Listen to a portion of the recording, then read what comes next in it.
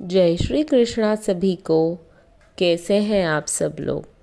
आशा करती हूँ आप सब लोग स्वस्थ होंगे, मस्त होंगे और कृष्ण भक्ति में लीन होंगे हमेशा की तरह। आज का हमारा टॉपिक है emotional balance between winning and losing.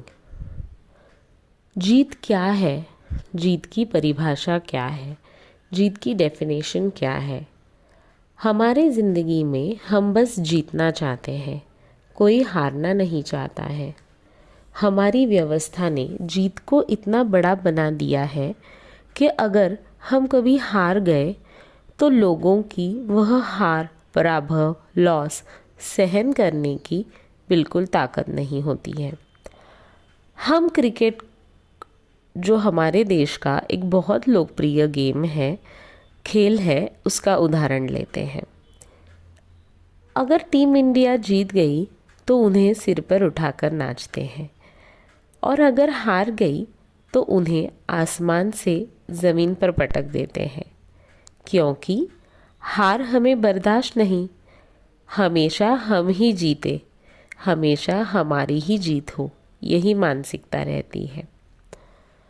पर इस मानसिकता की वजह से दिल दिमाग पर न जाने कितना प्रेशर पड़ता है।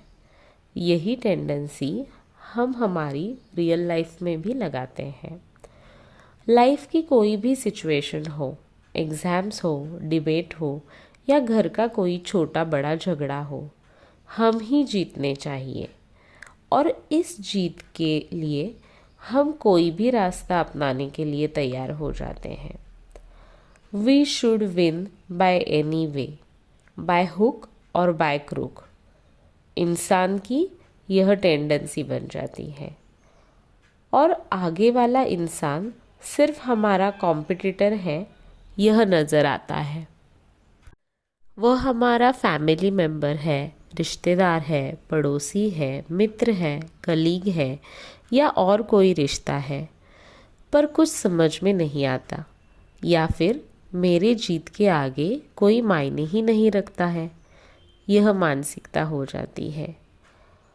कोई इस मानसिकता की वजह से क्रोध, लोभ, मोह, माया, मत्सर, द्वेष, यह अवगुण पैदा हो जाते हैं और बढ़ते भी हैं।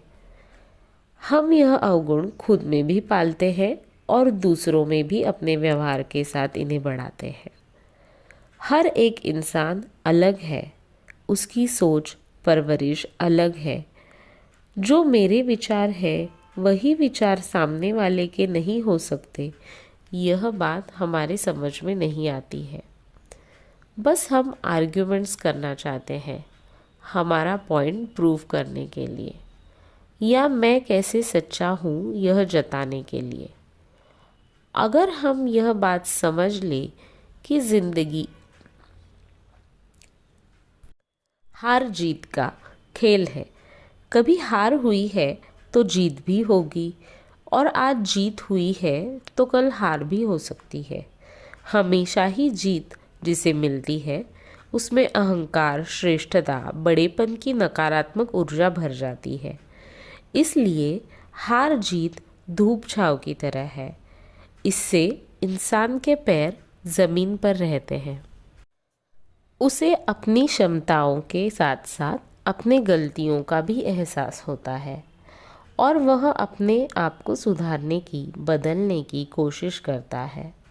अगर कभी हार हुई ही नहीं तो इंसान जैसे का वैसा ही रहेगा, एक निर्जीव वस्तु की तरह। इसी वजह से हार जीत दोनों को संयम के साथ एक जैसे ही स्वीकार करें। अपने मन पर नियंत्रण रखें। हार से दुखी, क्रोधित न होइए और जीत से आसमान में मत उड़िए, क्योंकि इसी तरह के इमोशनली बैलेंस और संयमी इंसान ही कल की भगवान के साथ नवयुग निर्माण में योगदान करेंगे।